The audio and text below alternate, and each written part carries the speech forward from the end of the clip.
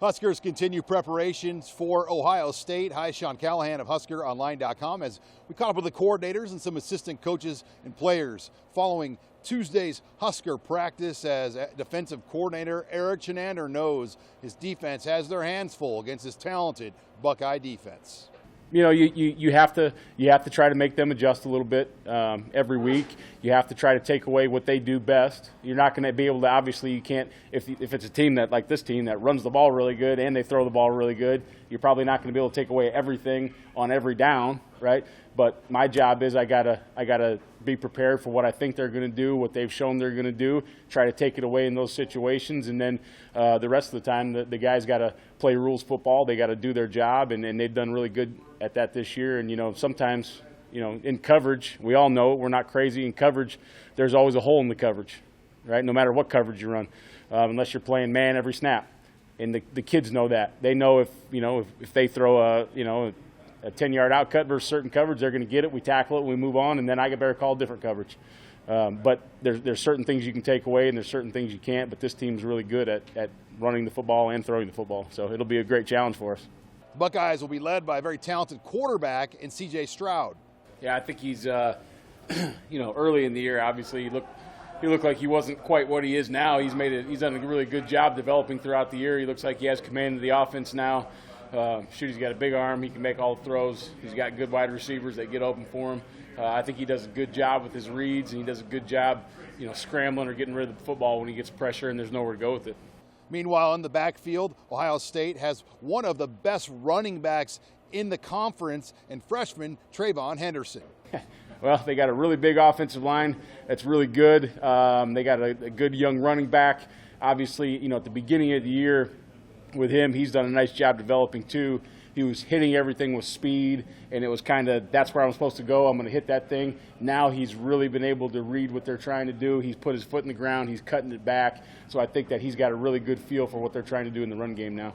And then at wide receiver, they've got a pair of future first-round draft picks in Garrett Wilson and Chris Olave. We're pretty fast. They run good routes. They're good receivers. We just got to play our game. That's really it. As for Nebraska's offense, Matt Lubick knows his guys just have to come out and execute a lot better this week. First of all, they're very good. They got a lot of returners up front. They're very stout up front. They create a lot of negative plays. I know they're leading the country in actually scoring points. They scored 6 points on defense, or 6 touchdowns on defense alone. So they can create negative plays, and we got to be aware of that. As far as their coverages, there hasn't been like a full-sale change or anything different. Maybe a little less man, but they still have the ability to play man, and they do a good job of it. They mix probably a little more mixing of zone coverages and variations off that. But other than that, I think schematically, they're not a ton different than they were when they switched. They're playing together. They're playing. They're playing with an edge. So obviously it's going to be a big challenge, and they're really good. They're well coached and they're really good, and it's going to be a big challenge for us. We also caught up with tight ends coach Sean Beckton, and one of the late season storylines has been Thomas Fidone, who's come back off his ACL injury. Did not play last week, but Beckton said it's getting closer. Yeah, his comfort level is increasing every single rep, every single day.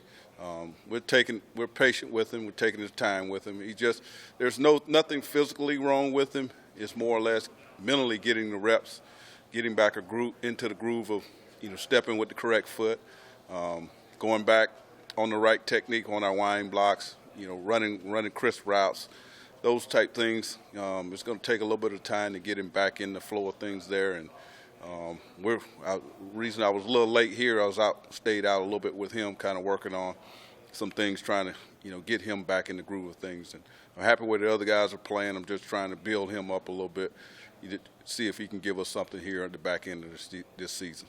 And we did catch up with special teams coordinator Mike Dawson as well. Big storyline last week was Chase Contreras, the former Iowa Western product, won the starting kicker battle over Connor Culp. Well, with the bye week, almost 2 full weeks, we had plenty of time to get really good looks at him, put him in pressure situations. We had a couple of kick